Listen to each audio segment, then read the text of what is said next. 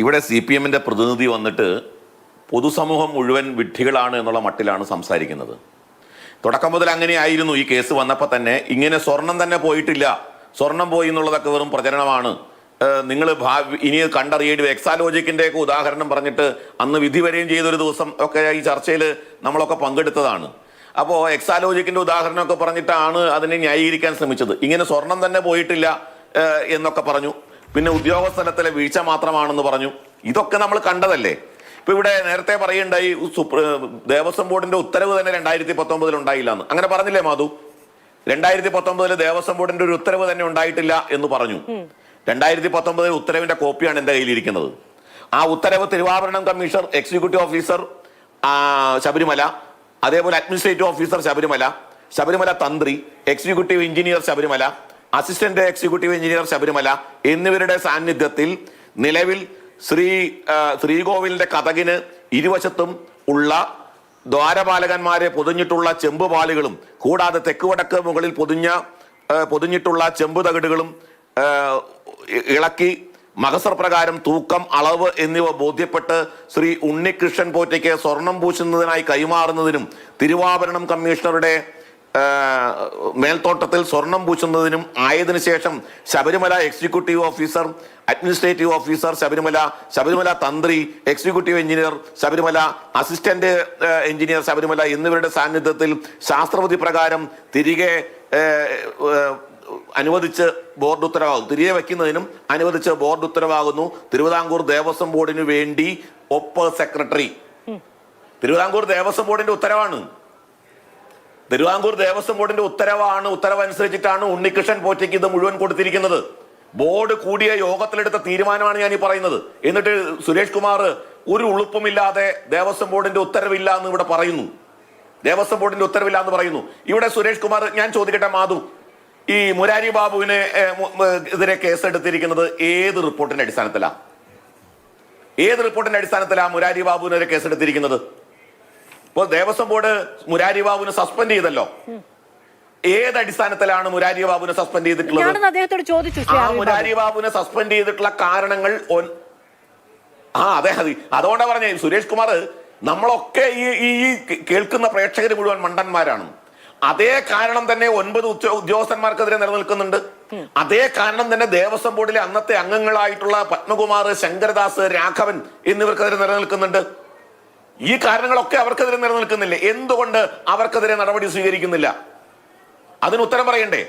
ഇവിടെ പിണറായി വിജയൻ ഇന്നലെ നടത്തിയ പ്രസ്താവനയിൽ അദ്ദേഹം ദേവസ്വം ബോർഡിനെതിരെ ഒരു പരാമർശം വന്നിട്ടില്ലോ എന്ന് പറഞ്ഞു. ഇപ്പൊ വന്നിട്ട് മണിക്കൂർ നമ്മൾ ചർച്ച ചെയ്യാൻ തുടങ്ങിയിട്ട് 10 മണിക്കൂറായില്ലേ? രാവിലെ മുതൽ നമ്മൾ കേൾക്കുന്നതല്ലേ കഴിഞ്ഞ ഒരു മാസത്തിനിടയ്ക്ക് ഇത് ആവർത്തിച്ച് പറയാണ്. ഇതിനകത്ത് തന്നെ 5/7/2019 തിരുവിതാംകൂർ ദേവസ്വം ബോർഡിന് വേണ്ടി സെക്രട്ടറി ശ്രീമതി ജയശ്രീ ഒപ്പിട്ട് നൽകിയിരിക്കുന്ന ഉത്തരവ് എന്നുള്ളത് വ്യക്തമായി പറയുന്നുണ്ട്. ഇത് കല്ലോട് കല്ല് വായിച്ചതിന് ശേഷം 10-25 ആവർത്തി വായിച്ചതിന് ശേഷമാണ് നമ്മൾ വന്നിരിക്കുന്നത്. പക്ഷെ അടിസ്ഥാനപരമായി തന്നെ ഇതിനെ തള്ളി പറയുകയാണ് എങ്കിൽ എന്ത് ചെയ്യും? പിന്നെ അതിന് വലിയൊരു ഘടകവിരുദ്ധത എന്താണെന്ന് വെച്ചിട്ടുണ്ടെങ്കിൽ, ഇതിനു മുൻപും ചർച്ചകൾ ഇരിക്കുമ്പോൾ എന്താ പറഞ്ഞത്? ദേവസ്വം വിജിലൻസിനെ അന്വേഷണത്തിന് ഏൽപ്പിച്ചിട്ടില്ലേ? അവരൊന്ന് അന്വേഷിക്കുക, നിങ്ങളൊന്ന് അടങ്ങ് എന്നാണ് പറയുന്നത്. അവരൊന്ന് അന്വേഷിക്കട്ടെ, നിങ്ങളൊന്ന് അടങ്ങ്, ദേവസ്വം വിജിലൻസിന്റെ റിപ്പോർട്ട് വരട്ടെ, അപ്പം നമുക്ക് പ്രതികരിക്കാം. ഇപ്പൊ ദേവസ്വം വിജിലൻസിന് അന്വേഷണ റിപ്പോർട്ട് വന്നു, അതിന് പ്രകാരം കേസെടുക്കാൻ പറഞ്ഞിരിക്കുന്നു. ആ കേസിൽ 2019 ദേവസ്വം ബോർഡ് പ്രതിയാകുന്നു. ഇനി എന്താ പറയാ? SIT FIR ഇട്ടിട്ടുണ്ടല്ലോ, ഇനി അന്വേഷിക്കട്ടെ. അല്ല, ഇത് രക്ഷപ്പെടാൻ നടത്തുന്ന കുറെ കളികളാണ്. അതിന്റെ കൂട്ടത്തിൽ ഞാൻ ഇന്നലെ പിണറായി വിജയൻ മുഖ്യമന്ത്രി നടത്തിയ പ്രസ്താവനയിൽ ഒരു മുഖ്യമന്ത്രിയുടെ പദവിയിൽ നിന്നുകൊണ്ട് പറയാൻ പാടില്ലാത്തത് പറഞ്ഞില്ലേ? അയ്യപ്പ സംഗമത്തിനെതിരായിട്ടുള്ള ഗൂഢാലോചനയുടെ അടിസ്ഥാനത്തിലാണ് ഉണ്ണികൃഷ്ണൻ പോറ്റി ഈ പ്രസ്താവന നടത്തിയത് എന്ന് മുഖ്യമന്ത്രി പറഞ്ഞു. ഞാൻ അതിനകത്ത് CPM-ന്റെ സെക്രട്ടറി MV ഗോവിന്ദൻ അങ്ങനെ പറഞ്ഞാൽ എനിക്കതിനകത്ത് വിഷമമില്ല. കാരണം അദ്ദേഹം രാഷ്ട്രീയ പ്രസ്ഥാനത്തിന്റെ നേതാവാണ്. മുഖ്യമന്ത്രിക്ക് അത് പറയാമോ? മുഖ്യമന്ത്രി എന്ത് തെളിവിന്റെ അടിസ്ഥാനത്തിലാണ് അത് പറഞ്ഞത്? ഞാൻ ചോദിക്കട്ടെ, മുഖ്യമന്ത്രിക്ക് അങ്ങനെയാണെങ്കിൽ സ്പെഷ്യൽ കമ്മീഷണറാണ് ഈ ദേവസ്വത്തിന്റെ സാധനം അദ്ദേഹം അറിയാതെ അവിടെ നിന്ന് 2025 കൊണ്ടുപോയതിനെ കുറിച്ചുള്ള റിപ്പോർട്ട് ഹൈക്കോടതിക്ക് കൊടുത്തത്. അത് ഈ അയ്യപ്പ സംഗമം നടക്കുന്ന സമയത്ത് തന്നെയാണ്. അങ്ങനെയാണെങ്കിൽ സ്പെഷ്യൽ കമ്മീഷണർ സർക്കാരിനെതിരെ ഗൂഢാലോചന നടത്തിയെന്ന് മുഖ്യമന്ത്രി സമ്മതിക്കുമോ? സർക്കാരിനെതിരെ ഗൂഢാലോചന നടത്തിയത് സ്പെഷ്യൽ കമ്മീഷണറാണ് എന്ന് പറയുമോ? അപ്പോ തികച്ചും രാഷ്ട്രീയമായ ഉദ്ദേശത്തോടു കൂടിയിട്ടുള്ള പ്രസ്താവനയല്ല നമുക്കിവിടെ ആവശ്യം. ഇവിടെ ശബരിമല കൊള്ളയടിക്കപ്പെട്ടിരിക്കുന്നു. ദേവസ്വം ബോർഡ് അതിന് കൂട്ടുനിന്നിരിക്കുന്നു. ദേവസ്വം ബോർഡിലെ ഉന്നതരടക്കം അതിന് കൂട്ടുനിന്നിരിക്കുന്നു. ഇതൊരു യാഥാർത്ഥ്യമാണ്. ഇത് വിശ്വാസികളുടെ നെഞ്ച് പിളർക്കുന്ന ഒരു വാർത്തയാണ്. ഇത് കുറെ കാലങ്ങളായിട്ട് ശബരിമലയിൽ നടന്നുകൊണ്ടിരിക്കുകയാണ്. ദേവസ്വം ബോർഡ് സംവിധാനങ്ങളിൽ മുഴുവൻ ഈ തരത്തിലുള്ള കൊള്ളയും കൊള്ളിവെപ്പും നടന്നുകൊണ്ടിരിക്കുകയാണ്. ഇതാണ് ഭക്തന്മാരെ വേദനിപ്പിക്കുന്നത്. ദേവസ്വം ബോർഡ് ക്ഷേത്രങ്ങളിൽ നടക്കുന്ന കൊള്ളയും കൊള്ളിവെപ്പിനെ സംബന്ധിച്ച് ദിവസേന വർത്തമാന പത്രങ്ങൾ, നിങ്ങളടക്കമുള്ള മാധ്യമങ്ങൾ ദിവസേന പുറത്തു വന്നുകൊണ്ടിരിക്കുകയാണ്.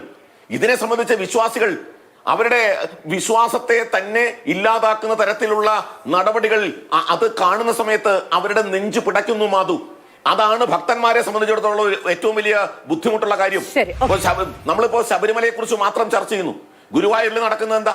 ഈ കഴിഞ്ഞ 2 മാസം മുൻപാണ് തിരുവനന്തപുരത്ത് ഒരു ഡോക്ടർ PS മഹേന്ദ്രകുമാർ കൊടുത്ത ഹർജിയിൽ ദേവസ്വം ബോർഡിന്റെ ഓഡിറ്റ് വിഭാഗം കേരള ഹൈക്കോടതിയിൽ കൊടുത്ത അഫിഡാവിറ്റിൽ പറഞ്ഞത് 80 ലക്ഷം രൂപ അവിടുത്തെ CCTV ക്യാമറ സ്ഥാപിച്ചതുമായി ബന്ധപ്പെട്ട് ദേവസ്വം ബോർഡിന് നഷ്ടം വന്നിരിക്കുന്നു.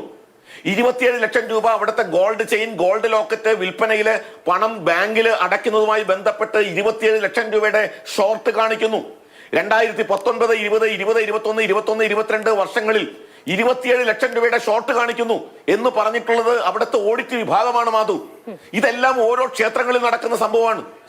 നിങ്ങൾ മാതൃഭൂമി ന്യൂസ് തന്നെ പുറത്തുവിട്ട ഒരു വാർത്തയുണ്ടല്ലോ, കഴിഞ്ഞ 1 വർഷം മുമ്പാണ്. ശരി, അടുത്ത ഘട്ടത്തിലേക്ക് പറയാം. ശരി, ഞാൻ അങ്ങനെയൊക്കെ വരാം.